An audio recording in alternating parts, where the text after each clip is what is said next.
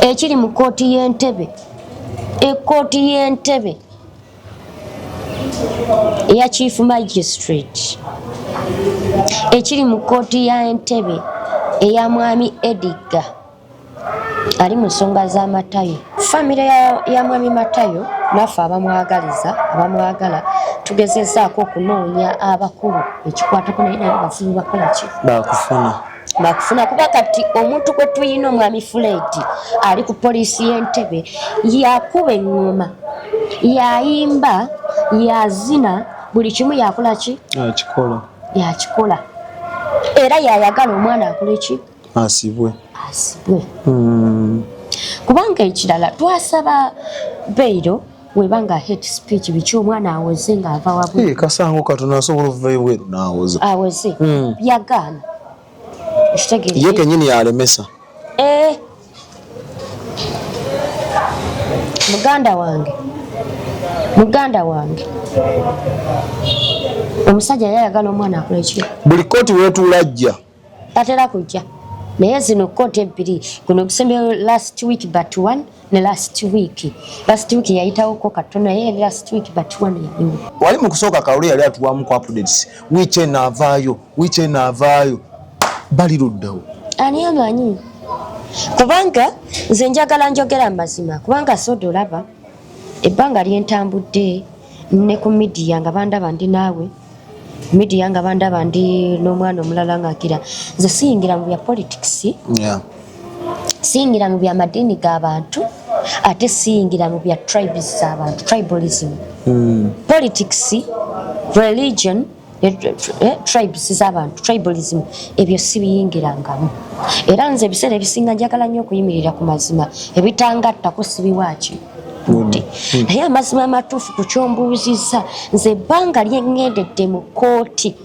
owa Mwami Matayo sirabangayo kwaba 3 n'atya oba bali bize ku mirimu gya foundation ye kyatambula foundation yaggalwa tekyakola abaana abaaliwo bali abana Matayo yali soosi bagijjawo gosobola osigalawo nga soosi bagijjawo nalabakaawo nga balemedde okuwaliwo nalaba Kalulu nga aleseeko Namago y'omu nga bakuba emiranga bagamba aliwa ne basigamba n'abantu abali ebweru mutuyambeko musonda akasente ne kupone yasigalawo biri ku record naye right now baliwa nga bagamba muno ne kopo ono bano abaana Matayo be yaleka tubayambe anti abaana baliwo nga bakola ebibuuzo abwe bagamba nga tubayambe bali bakola ebibuuzo ne bamala ne bakira naye abaana baali basigala baali mu byalaani abali kibona abaana baggala kubanga Matayo yabawanga transport n'abawanga ekyokulya ate n'abasomesa essaawa zino midiya gundi yaggwawo buli kaana n'otwana otuto otwalingawo twe baawanga ebizigo simanyi biki byonna byaggala abaana abo bawulizaako batera okukunoonyaako nga maama. Export TV to the world.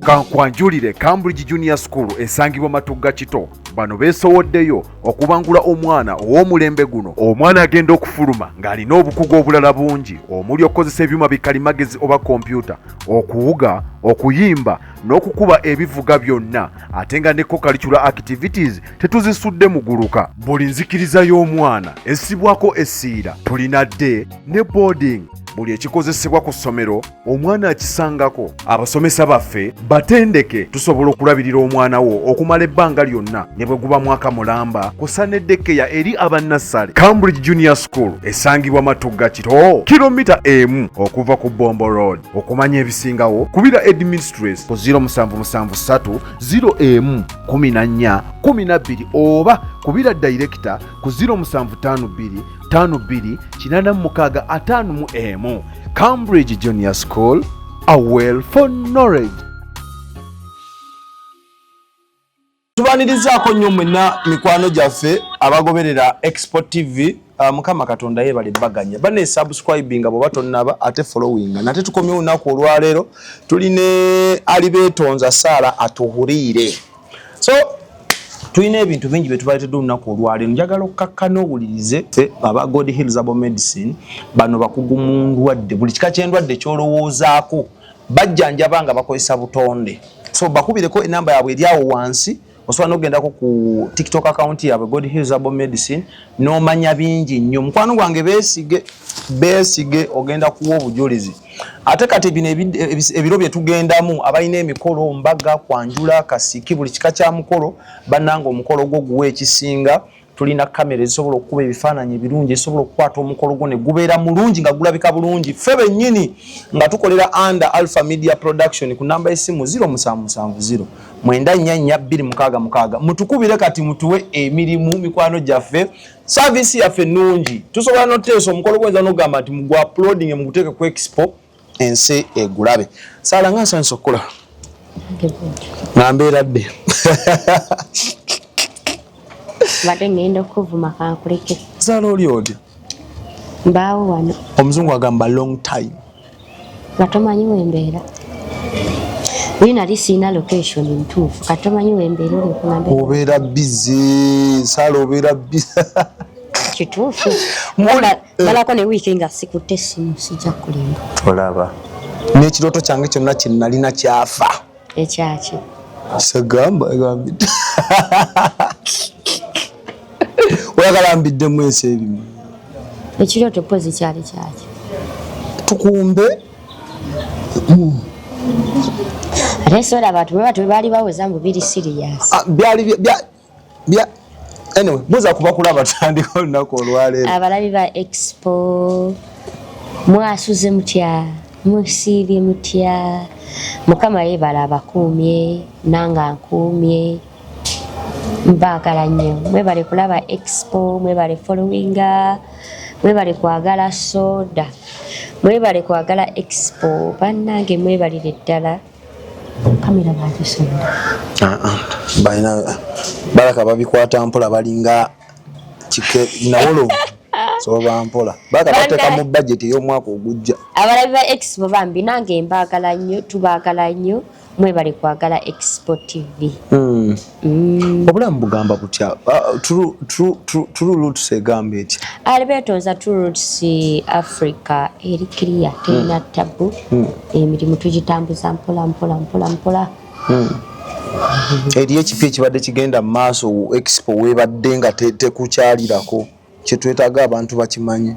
Ekipya si kyamaanyi nnyo kuba kati mbadde ebiseera ebisinga mbadde nasalawo okufokasinga nnyo ku kampuni ate abantu mbadde nasooka ne olw'okugira nti badde bakolera nnyo mu linnya lyange n'okubba ensooka nekikendeezaamu ku katono ate nensooka nekubirako kuba nali neekubira nga weekubira otya? Nali neekubira nnyo mu bantu eno okuvumula kati watuluvaamu sabavaamu naye nange mbadde njagala neekubira ennyo kweno kampuni etambule munange. Saala leka naawe kati ate abantu twakukola ki okutuuka essira nogaa kansooke mbawummuzeemu nfa kasinge ku kampu? Obubbi bwali bususse soda. Nga fe ababba oba abalala? Abantu kale ku media kale baali bakyase nnyo kati bakendeera mu kutokiraba. Naye Saala still okubayo bano ababbi ate bali advanced baleka bakutambulirako oyinza okuba ne muno mu kisaakaati olinamu bwe waleeta alibeetonza True Roots okeera ku macanga bonna baavuddeyo eri era bw'ogenda ku internet n'oteekamu alibeetonza True Roots account ziwera n'50. Ebyo byo media bibeera bwe bityo. At least ofundako wali abali beeyita bannabbi bannange nga ntambula nabbi wanzibye nabbi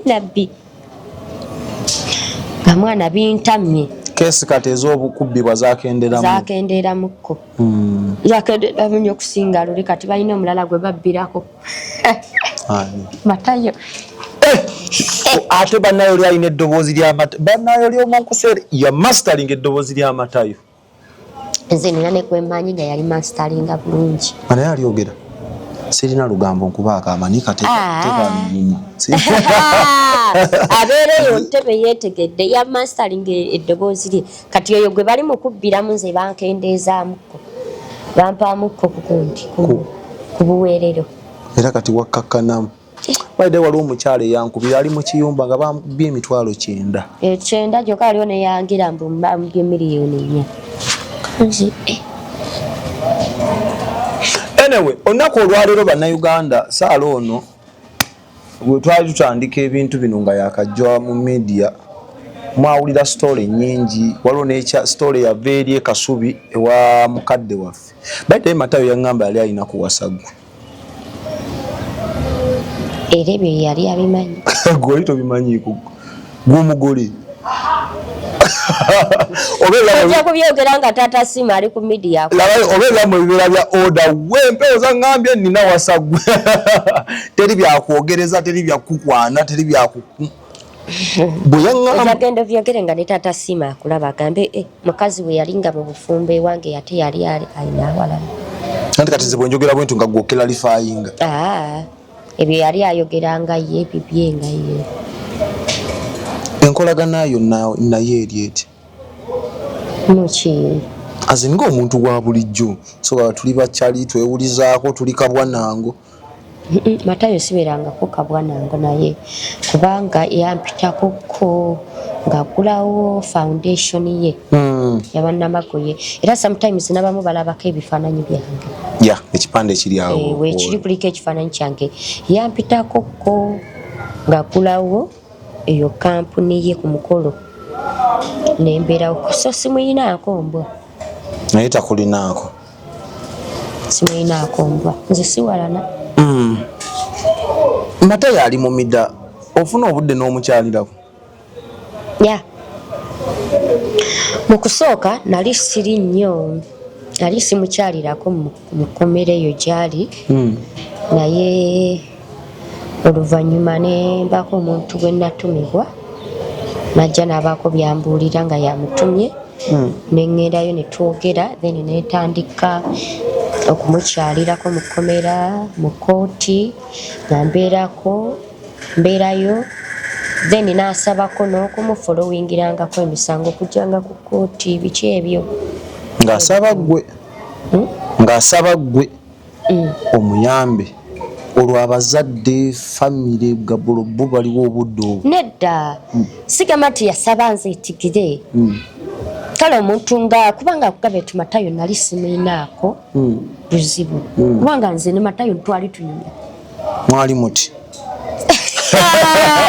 kale wojjemu soda sale ekigambo kale mwali muti nga wali ne soda bwe muti soda twali tuti naye kale Matayo ti nga bwomanyi nti omuntu ali mu bizinesi muntu munyumya kitegeera nti yampita kuba mu kusooka nze saabimanyi ebyo bye baamukwata simanyi bamuwambye bakoze bitya nali siri close naye nti saabigendera nga buli omu akola bibye naye ate omuntu gwe wali obaddeko ti yali abaddeko mukwano ogoba yali akuyiseeko mwali mubaddeko awamu tetwabeerako wamu nti twabeera wamu nti kati nga bwe twabeeranga wamu nga tutambula wamu tukola ffenna ku expo ogira bwe tutyo batubatola naye just ti yali mukwano gwange naye nga tali close tetuli close kati wano we yafuna obuzibu agamba muno mukabi muno ddala so we yafuna obuzibu n'agenda mu prison ne bamutwala mu komera eryali Entebbe nagendayoko omulundi gumu ne mulabako etunyumya kuba byali bitambula nga Kalula bitambuza nnyo nengendayo ne mulabako ndetunyumya we nakoma then wayitawo ebbanga ngendo biwulira ati bamutwala mu ekigo mu prison so ne wabaawo omuntu omwe yatwika nangamba Matayo akwogerako Matayo biki nengenda ne mulabako netunyumya then nesalawo ne mubeererawo kuba tulina bye twanyumya byesobola kubiteeka mu media nesalawo ne mubeererawo kati saala tukole bwe tuti abantu abasinga abaagala Matayo naye bannayuganda baagala okumanya Matayo kiki kyennyini ekimuvunaanwa era ani amuvunaana Matayo ekimuvunaanwa ze kyemmanyi ekiri mu kooti kubanga kati nakagenda enfunda eziwera mu kooti ekisinga ovunaanya Matayo amuvunana bamuyita Mr. Tumusime Fred. Ali ku poliisi ya Ntebe. Omwami oyo yagamba omusango gwamugulwako bafayiro bagamba hate speech. Obukyayi yasiga obukyayi. Era babuuza omwami oyo yajja okujulira ne bamubuuza hate speech gwe kyomanyi kyogamba nti kye yakola. N'agamba nti Mwami Matayo yagamba pulezidenti yamuwooninga obutalinnya nnyonyi ky'ennyonyi ejja kurashinga. Yamuwooninga yamulabula. Yagamba oba yamulabula oba yamuwooninga. N'agamba nti Matayo yagamba pulezidenti talinnya ennyonyi ejja kukurashinga. Mbwera Matayo ajja kulaga pulezidenti ti w'amaanyi okusinga ku ye. Ekyokubiri n'agamba nti Matayo yagamba pulezidenti alekerawo okukozesa abajjaati okukuba abantu. Kalulu ke kawempe. Mugamba kalulu ke kawempe. Naye oli omwami talina evidence yonna yonna eraga nti specify nga kifo. Yagamba ye ekyo kyokka kyayogera. Kati eyo hate speech. Kubanga bwe twagenda mu kooti ng'azze okujulira yagamba yakola wa SFC era ofiisi ye kyakola protecting first family. Era n'agamba nti bwe yalaba akatambi ako yakalaba ku kazi eyakalule. Agamba nti kwe yakalaba nga kali mu saturatinga n'abaako be yabuulirako be yeebuuzaako ne bamuwagga head arresting Matayo. Teyaboogera be yeebuuzaako. Teyaboogera mu kooti. Kakati lawyer waffe bamuyita Mwami Ssemujju n'amubuuza nti leeta kaadi eraga nti noli wa SFC. N'agaana n'akaayana ne bamulemerako n'agireeta n'abawa kaadi nga talina weeragira nti ne waki nga si wa SFC. Yali talina weeragira nti wa SFC. N'amugamba kale kaadi yewe beegaanye kuba yamugamba nti kaadi zaffe za SFC buli mu kaseera tuba tutambula na kaadi biki. N'akita n'amugamba nti kale oba olina abantu be wayogera nabo ne bakuwagga aheedi okukwata Matayo then leeta appointment letter. Yakuwa olukusa okugenda mu maaso n'omusango. Nga na appointment letter tagiina. Kuba kati ffe ekisinga okutwewuunyisa nti omwami oyo yabuuzibwa n'okubuuza bamubuuza nti what is hate speech obanga gwe gy'ogamba hate speech yayogera bubi what is hate speech. Omwami oyo yadamu n'agamba nti n'agamba omulamuzi mbadde nsaba sazze kusomesa kooti. Tegeera. Ne bamugamba kale soma mugundi balina olupapula ne bamugamba kale somamu olabe emisango egiri mu gira Matayo. Ye yagaana n'okusoma mu lupapula mu fayiro yagaana. Kakati bwe twavaawo Matayo n'ayagala bamuwe beyiro ne bagimumma. Owulira naye ono kanso waffe looya yabuuza omusajja omwana ono waba yayogera nti pulezidenti ennyonyi ejja kurashinga wateekeddwa okubanga waliwo ekyamubuzibwa okwanukula nga soda wona interviewinga n'omubuuza kino kyekigenda mu maaso ne then n'ekyanukula ne bamubuuza nti kibuuzo ki ekyamubuzibwa okwanukula ekibuuzo ekyo okwanukula bw'atyo nga takiyina nga takyogera. Ne bamugamba leeta obujulizi obulaga nti nno Matayo yayogera bw'atyo alina hate speech. N'agamba obujulizi buli ku flash naye nasawa yayo taleetanga bujulizi obwo bwagamba nti ne buli ku ki flash bagimutumayo. Taleetanga gundi flash. Kale mu bufunze obujulizi yakyagala nti naavunaana omwana kiri ku mumwa. Kakati omwami oyo nga ye kyasinga okwagala ayagala Matayo asikwe. Tebaavuma ye tebaayogera ku ye wabula yalwanirira kitiibwa kya first family. kubanga ffe twewuunya nti olaba soda omuntu olaba wano abaana baba bakutte ku TikTok nga boogedde bubi omwogezi wa poliisi avaayo n'ayogera kubanga buli kitongole kibaako ne ofiisi n'omwogezi waakyo kubanga amagye ga SFC senga ge gaali gavunaana Matayo ne First Family ng'evunaana Matayo nga ye bw'agamba kyekyo kiri mu state baba agamba nti ekyo kiri mu state kitegeeza ekyo kiri mu president tusuubira omwogezi w'amagye ga SFC okuvaayo okwogera akole statement ku nsonga eyo n'obujulizi buleetebwe ng'abalala bwe babayisa naye tekibangawo tewali yali akoze ki ayogedde famire ya mwami Matayo naffe abamwagala tugezezaako okunoonya abakulu ekikwatako naye naye bazibu bakola ki bakufuna kuba kati omuntu gwe tuyina omwami Fred ali ku poliisi y'Entebbe yakuba engoma yayimba yazina buli kimu yakola ki yakikola era yayagala omwana akole ki asibwe kubanga ekirala twasaba Beiro webanga hate speech biki omwana aweze ng'ava wabwe kasango katono asobola okuva ebweru n'aweze yagaana ye kenyini yalemesa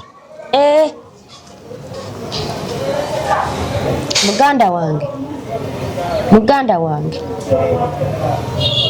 omusajja yayagala omwana akola ekyo buli kooti weetulajja tatera kujja naye zino kooti ebbiri kuno okusembayo last week but one ne last week yayitawoko katono naye last week but one yaliwo abantu kambagambe leero ennaku z'omwezi tebeewunzawunza nti ate last week byebyo leero 10 na mmeka leero 2 kati balamu sitole tukikoze nga 2 oluusi ajja oluusi n'atajja naye ng'era lwaziira n'obujulizi taba nabo talina bujulizi ye bujulizi kubanga agamba nti obujulizi buli ku flash ne flash yennyini tagiretanga kikiriranga ki naye bwe ekiri mu kooti y'Entebbe ekooti y'Entebbe eya chief magistrate ekiri mu kooti ya Entebbe eya mwami Edgar ali mu nsonga z'Amatayo kika kubanga omujulizi mazima bagenda ne baleeta obujulizi nayo n'osooka n'ogutyemula n'otulika n'oseka n'okuseka n'otunda eri n'otulika n'oseka n'omala n'oddawo nga mazima naye ne bakulaga nti n'omwana tebamuwadde eki Beiro nkisooka Matayo before yali avaamu omusaayi ng'abyogera yakubibwamuuko Matayo okuva dda ng'avaamu omusaayi afuutuka munnyo omusaayi avaamu omusaayi ekyokubiri talya munnyo oyo mwana talya munnyo naye kati mukomera abasi osobola ogamba nti ebijanjalo bya Matayo yo temubiteekamu munnyo ne mu kooti eno bamwana bamuleeta mulwadde bwe obujjanjabi abufuna naani amanyi bwe mwogerako naye azini ye ali atya mumbe akyali mulamu nnyo akyakkirizira mu Katonda oli gwe yakkiririzaamu Matayo ye mulamu nnyo mugumwe bwe mwogera naye naye bambi ye ekyayagala bamuwe eki kubanga nze kisinga n'okunnuma bwe boogera ekooti etuula nze ebbanga lingenze mu kooti n'omuwawaabirwa tebamuwangako chansi nti yiino yeewozeeko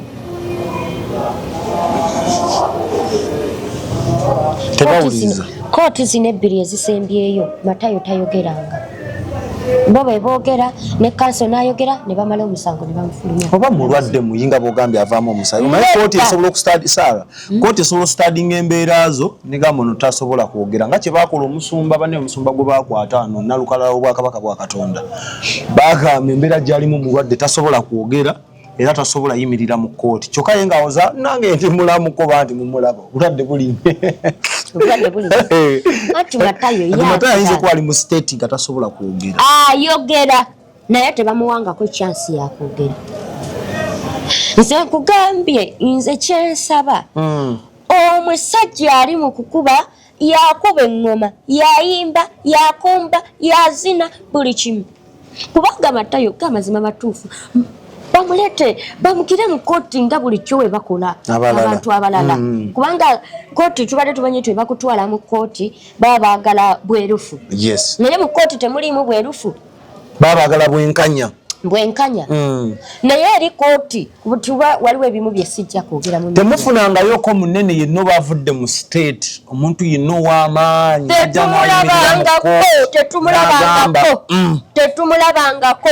tetumulabangako senga twali tumulabye tetwandize mu media ebyo tetwandibitadde mu media. So ono mwami yakirimu yekka ye mu president ye vice ye first family yoyo mwami Tumusiime Fred yagamba kwe bakwasa omuki omulimu abagwa mukwasa taboogera kubanga ne kooti bamubuuza nti oba walaba akatambyako nga kasatulatinga abuulire kooti bantu kyabo be yakubira essimu kale be yayogera nabo ne bamuwa go ahead to arrest Matayo nabo takola ki kati gwoba olaba nga bujulizi kyo kati obingasiza kesiri mulamuzi kesiri munnamateeka wange gwakwasamawo mbangase kubanga omwami talina nti bubuno bujulizi talina katambi yagamba yalaba nga bisatulatinga yalaba nga bikola ki kati baba n'abalala beerayo nabo mu butambi nga bo tetukyabawuliza baddawo abaana bange ab'obulenzi abasatu ani amanyi gye bali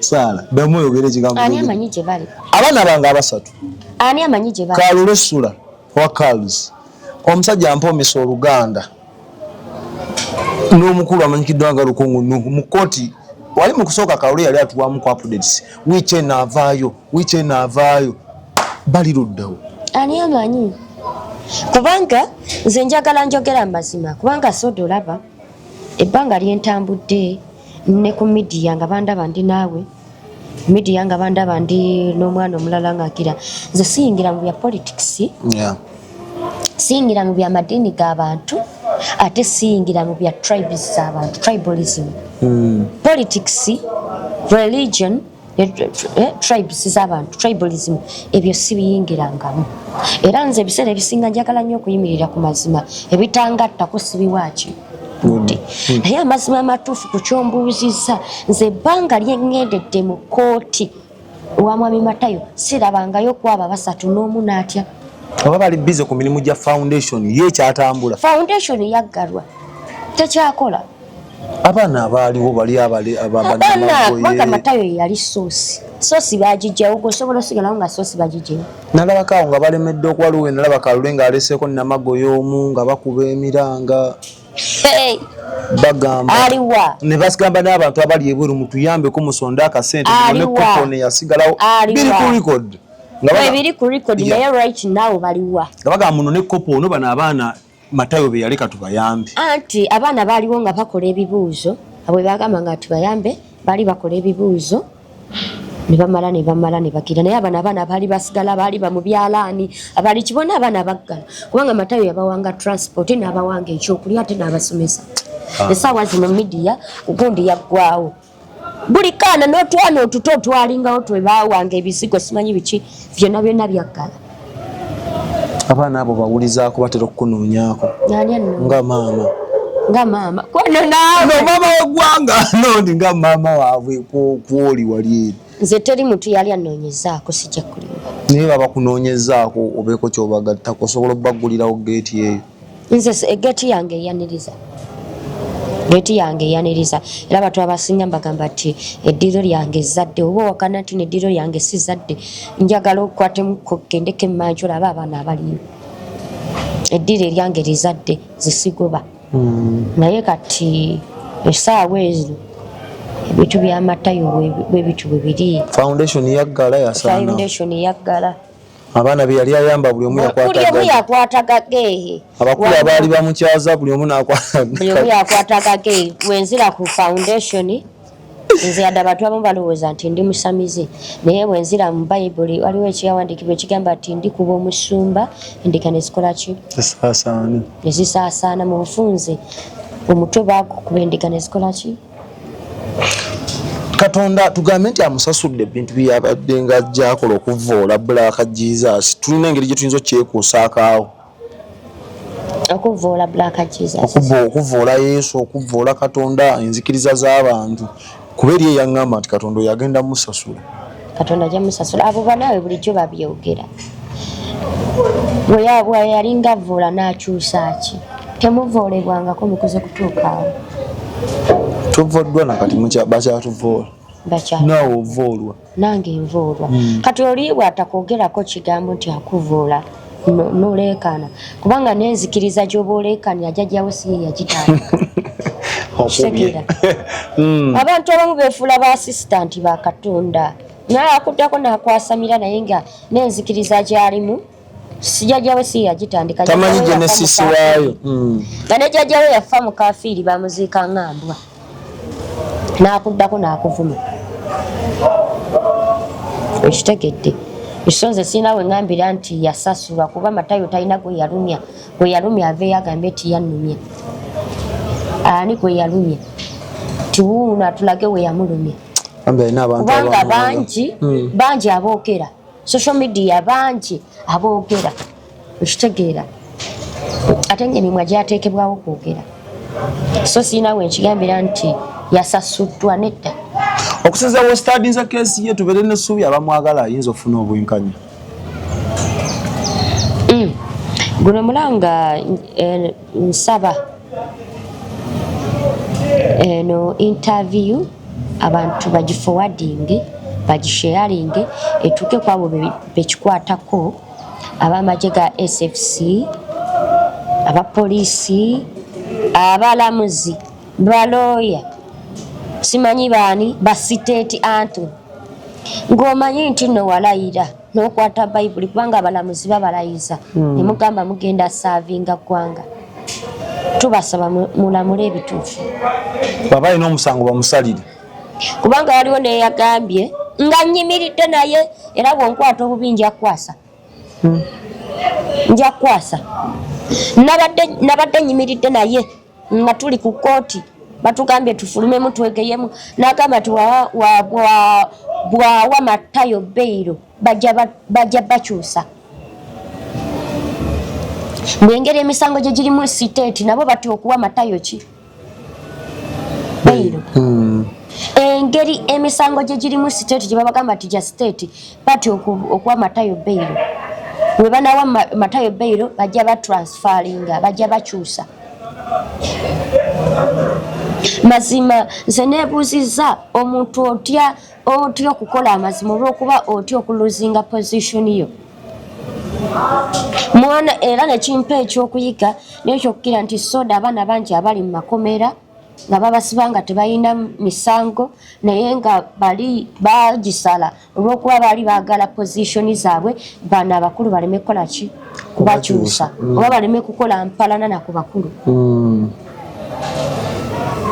Abaana bafune obwekanya biba mwaweererwa ne musoma nga abamu mwaweererwa na ku ssente za gavumenti. Gavumenti ye yabaweerera mwaweererwa ku ssente y'omiwa omusolo. Bwe muba musazeewo okukola mukole amazima. Mukole amazima musale ebituufu. Kati ku kino ekingamba tino musala amazima siri ku side ti ndi ku side ya Matayo naye basala amaki kubanga Matayo kati egiri emyezi 4 ng'ali mu kkomera. Bamuta. Tebalina kikukuno musango oba muvunaana kukuno okuliwa gw'amaanyi tebamusalira tebakola kibalyawo mu kasasiro waabwe ffe kwe twandiyise vuluku. Kumuzunza buzunza. Bali mu muzunza buzunza ate nga balidde ssente. Kati adda ddi? Agenda kudda ku Lwokusatu. Tusuubireyo akalungi. Nga vidiyo zituuse kwebuzikikwata. Bwe kitaba ekyo era vuluku. Teri kipyera. Vuluku. Omwami yali mu musango gwa Matayo vuluku. Ate omwana. Nange nkwegasseeko ate omwana. Mwana ki? Matayo bamute mwana kuffe. Ate omwana. Matayo omwana muto by the way. Mwana muto. Bamute. Ate nekirala Matayo kubanga omusajja agamba nti Matayo atiisatiisa president. Nze mbadde manyi omuntu okumukwata waba ayogedde ekintu ng'ekyo musooka ne mukola investigation ne mulaba ddala ono omwana alina opportunity etta omukulembeze then we muba agirina ne mugigatta ku bujulizi bwe mugenda okuwaayo mu kkooti. ne bagamba poliisi n'ab'ebyokwerinda tebakkiririzaamu mu spiritual powers, tebabikkiririzaamu. Kati ate baba tebabikkiririzaamu kubanga bagamba Soda bagamba abikasi atta. Baba tebabikkiririzaamu nga just omwana yali alagula bulaguzi byalagula ebibye. So lwaki baba bamu-arrestinga? Mbu tebabikkiririzaamu era ne boogenda n'oga poliisi abbe yankubye ekinanansi kikino yakireese. Yankubye ejjembe. Egamba kugenda onoonye pulaani. Kugamba ayo keesi wano kati muguleko musango w'amayembe era ffe omubyako mu mutwe. Kyokka ate awo poliisi nejjambu mob justice. Kati bannange tusaba kubanga amagye ga SFC mwe abakulu we mutave ne mugamba mwami Edgar ali mu musango omulamuzi nti kino kyekigenda mu maaso. Kino kyekigenda mu maaso ffe tusaba abakulu muveeyo mwogere. Muveeyo mwogere mugambe nti kino mubuulire ensi omwana oba mumusalira mukole ki? Asalirwe asavinge. Mujja bamativu. Tujja kubeera bamativu. Naye okubeera n'omuntu nga yakuba engoma yatiisatiisa omanyi bwe bakatiisatiisa okuva mu musango gw'amatayo. Gweweesizeeyo. Ate kati nze nkoze ekiba ntiisatiisa. Ate nze nkoze ekimbavumye. Mbavumye nze nabagambye dda. Nze ngambye ndi nabulagala wano Kalongooti. Wotuuka ku siteegi obuuzange wa vice chairman ekikobera kyange ojja kirakulika ekipande kyange nze bwensangibwa anjagala nno ne wano nze siina ttabbu. Nvumye na muntu owuliddeko nga nzivola ku interview. Nina gwe mpisizaamu amaaso ti nvumye. Na buli omu ekitiibwa nti mwami tumusime Fred, mwami Edgar. Okitegedde? So bannange tubasaba bekikwatako muveeyo. Muveeyo ffe tetugenda zikiza mpaka nga muvuddeyo ne muta omwana. Oba mumusalira oba asaavinga. Kubanga Matayo talinaayo keesi ku poliisi nti yiino yali azizza omusango. Abadde clean. Talinaayo keesi ku poliisi nti guguno omusango yali aguzizza. Impozi bino bye yalina era ebyokumuwamba. Olaba nange banyumiddwe omuwamba. Aliwo omuntu nga mukama oba bannange kiki kyayina nga gwe buli kuwamba bawamba gwe. Empewo ze oba ze zimuwambya. Kirabika. Olabadde talinaayo nti gundi yiino ku poliisi nti ki ti musango. So tubasaba omwana mumuwe bbeiro. Bw'abanga musango lwaki ate mulimu kumunyiga nga ali munda. Ate no kati nze no olaba nze kati gw'okubya omulanga. Nze ngenda gukubira waliwo bano abantu abaali mabega w'amatayo nga tulese bano abamu interviewinga. Abantu abo baali mabega w'amatayo abamukkiririzaamu baali bangi Saara tukkirize baali bangi. Era abamu bamuwera obujulizi. Niyo obudde buno teri yadde apostinga Matayo, teri yadde oba atambuza obubaka bwa Matayo ba yazikira. Omanyi kasova mu mawulire ekyo n'ekikuddako kubaako. Ochunyibwa teri akola kyataasa. Bane mwaddawo abaali batukuba nvu abasusanga amenvu ge. Bamususizanga n'amenvu. Basusiba amenvu. N'abateeka n'emunyonyi n'abatwale Egypt muliwa. Do you believe What? that it's possible to cure from diseases like fibroids, hernia, prostate enlargement without surgeries? Yes, it's only possible with God Heals Herbal Medicine. We also have medications against ulcers, prolonged constipation, hemorrhoids, syphilis, gonorrhea, back and joint pain, low sperm count, high blood pressure, sinuses, UTI, asthma, allergies, sickle cells, low immunity, liver infection, kidney infections, etc. We are located at the entrance of New Tax Park, Hijab City Arcade, shop number GF34. We also offer banking agent services. For more information, call +256 70 60 64 923. God Heals Herbal Medicine. Ze banvumanga nga mpa updates ku Matayo nga njagala ensonga za Matayo teziva mu mawulire. Ne bangamba Soda wayagalako ku omu ne Matayo. Lwaki tova ku Matayo? Ate nze kati kuba kati fe abali mu kutoola ssente. Bambi. Ffe tuvuddeyo olw'ensonga nti nze ali mu kwogera mbadde ntola ki wekyetagisa kano nentola wekyetagisa kano nentola transport nentola naye nange nkalidde ekyo kizimbe kyali apangisa kikyali under yo bane Land Road yatwala batemyeko kati n'emizigo oba ebiri kati basigaza eri gye yasookera eno yona gye badde bateeka ebyalaani kunti saluuni balubino gye badde basomera byonna babiwaddeyo kubanga tewakyalina sente za rent kati mwe abali ebweru abaali bamuwagawaga emabega why don't you collect that little money ne mulabirira abaana ba lubino nze Matayo kinali namwagalako kuyamba abaana ng'ebisigadde tukkiriziganya naye ekyokuyamba abaana kuba kye yali akola kya buntu kati bino ebisigadde nina empewo nina amayembe byo nga tetugatta buli muntu kati kakulira esoda omuntu omulaba ku media oli wa ddembe okumugaana n'okumwagala kati wayina eddembe lyokola ki naye nali mwagalako kiri kyakola okuyamba anti gamba nti oli wa ddembe okwagala byayogera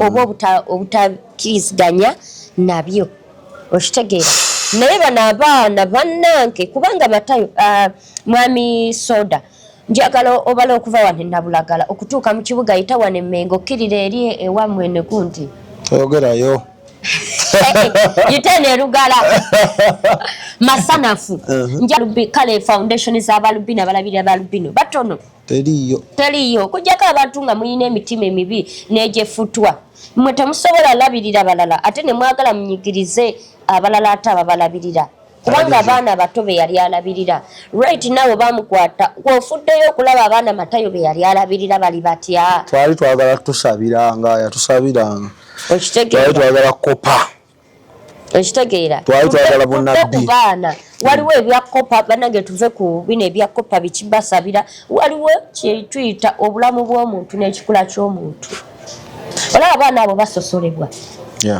basosolebwa mu society kuba nze nange ndi omu ku victim omuntu abaali basosolebwa abaana abo kibayitamu nkola ki naye bakusosolako nze bansosolanga ng'ate gwe bakusosolera ki enfaanana yange bansosolanga ng'olabika bulungi oli kakyala kabalagavu ndi mukubulira soda kati gwe bakuboolanga batya baasa nti nga sifafaanana nga boogera bingi abamu banvumanga obuso bwa pusi nga bagamba oli abunomu nga boogera bingi kati ne balupino bwe batyo bakola ki balubino babogerako bingi oli yansibira ne sente nanga soda ndetera amalaalo nga bazikawo alubino tebafa abakulu ababula bubuzi kugamba boogerebwako ebintu bingi abo naye entaana y'abalubino sijina kye mmanyi mulaganga abataata kati olaba naawe oli mu kuginika Saala tusibe sente nsobola okwewola ontwaleyo awali entaana nga y'abalubino nti awo baziikawo temugenda baziika entaana zibaayo teriiyo babaziikawa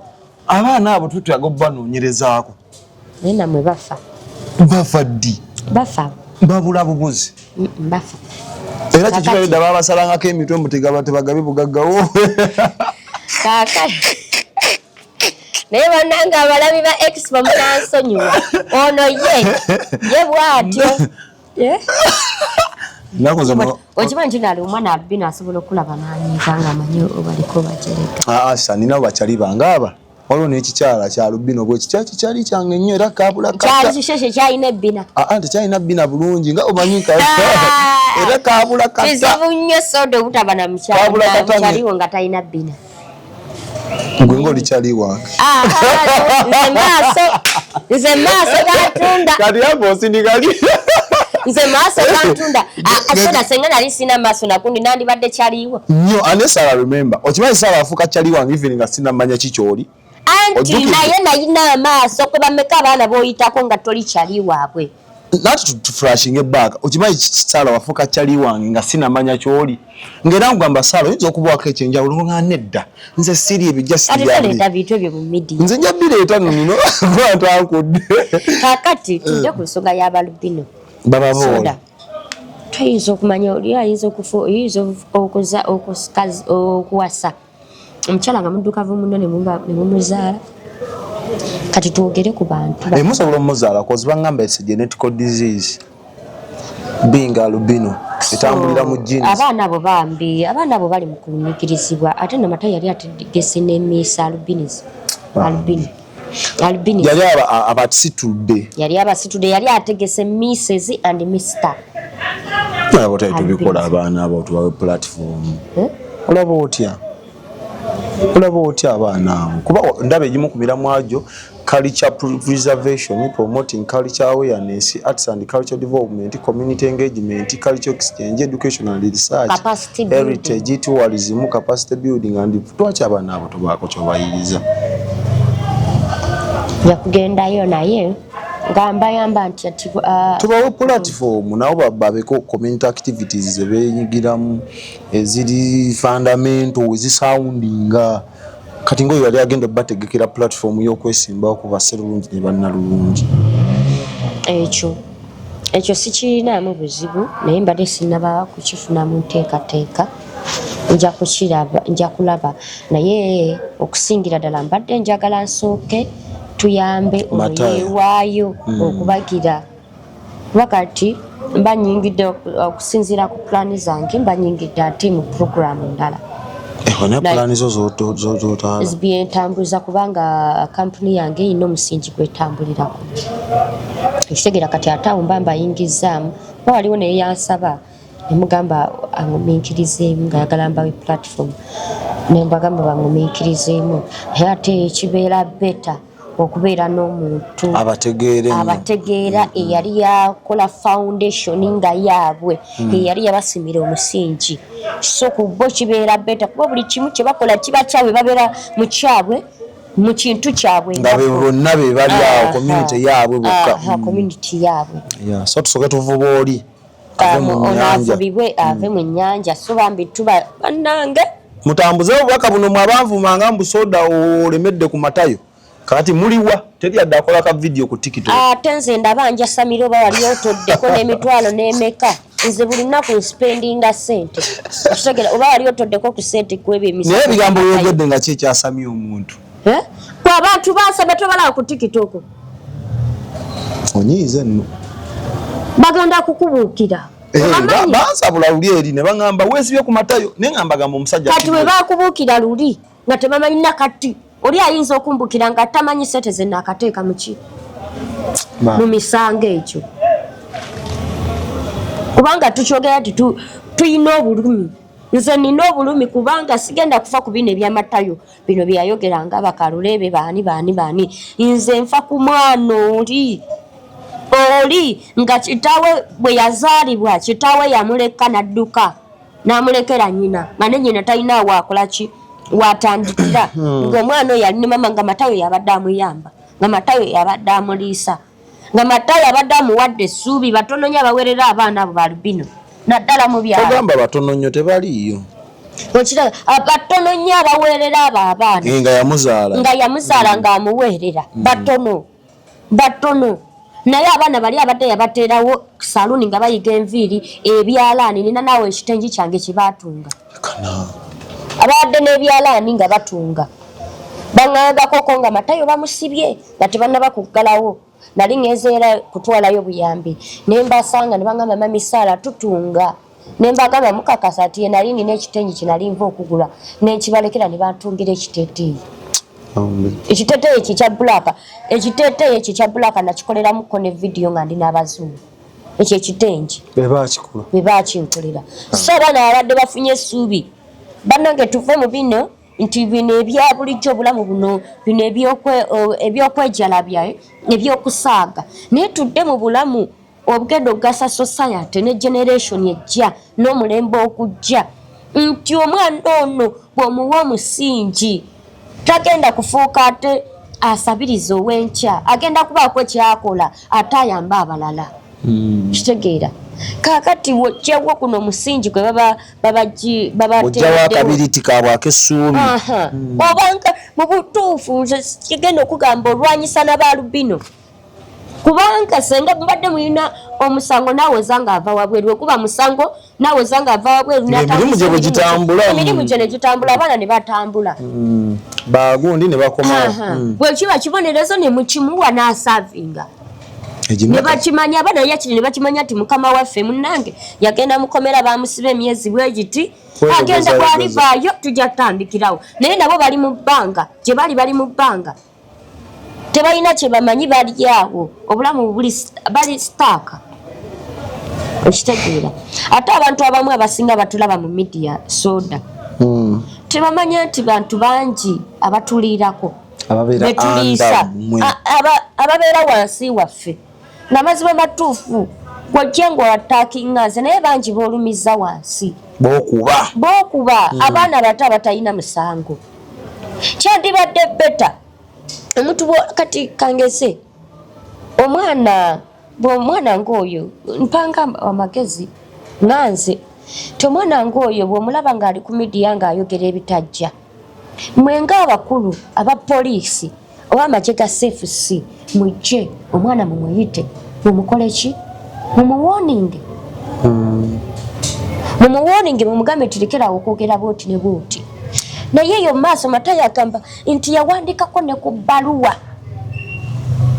ezimu ng'ayagala abakulu ba poliisi n'abamagye babeeko bye bategeera nga waliwo abali mu foosi ng'abeeko byayogera yawandika ebbaluwa ezisukka nemu 7 naye nga tebazituusa wabakulu nga yeetaaga obuyambi nga waliwo bebali mu mufoosi nga bye baagala akole naye ng'awulira atidde omwana n'ayagala n'otegeka addukemu ne mu ggwanga owulira ng'atidde nze nandikambye nti omwana w'omulaba ng'ayogera ebintu ebitajja ku midiya muyite sooka omuwoninge omugambe kino kyoli mukola kigenda kukuleetera ki obuzibu senga okiddemu omuwoninge then bwaddamu olyoka omukwate naye omwana gw'otawoninze nojja n'omuteekako omusibe ddala bano abaana babadde alabirira wagenda okubaliisa lwaki tetubeesonyiwa tujja baddira olulala tukomerera abo basiibule ffe tudde olulala kati tulutandise nno ffe bwete bwe tukole ebyaffe kati abawagizi b'amata era mujja kumbuuza soda yakwagalira mukazi tutandise mama basiibule tuveewo abalabi ba expo bonna badde beebuuza ebibuuzo ndowooza nkibazeemu abaagala mwami Matayo era abaagala omulaba ku Lwokisa tugenda beera mu kooti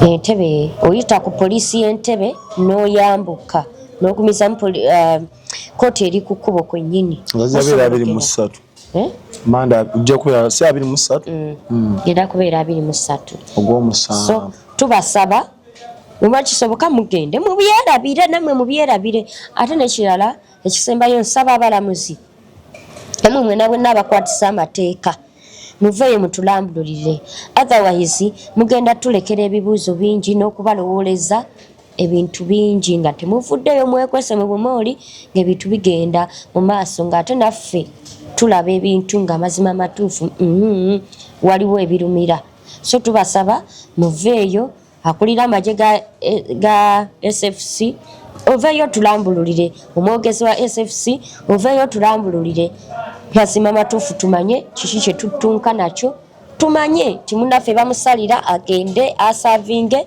oba si kyekyo mumuwe beyiro awoze naye yeerwaneko mukama abampeera omukisa ekibuuzo kyo nga kisitiru kyekuusa ku Matayo osobola okuteeka mu comment section lutunaba tuzemu sisinkana oddibwemu era still osobola okuba enamba y'essimu in case of anything naye nga kyamakulu si kya kisiru tukuddemu kati mwabaagala Matayo ngenda kusaba kimu vidiyo no gitambuza oba oli awo tusobola ofuna ki obwenkanye tuke kwabo gwokola gwa kutambuza sirina kinene nnyo kyenkusuubiramu wabula gitambuze for now we are signing out tusinkane mu program endala bye bye Expo TV to the world.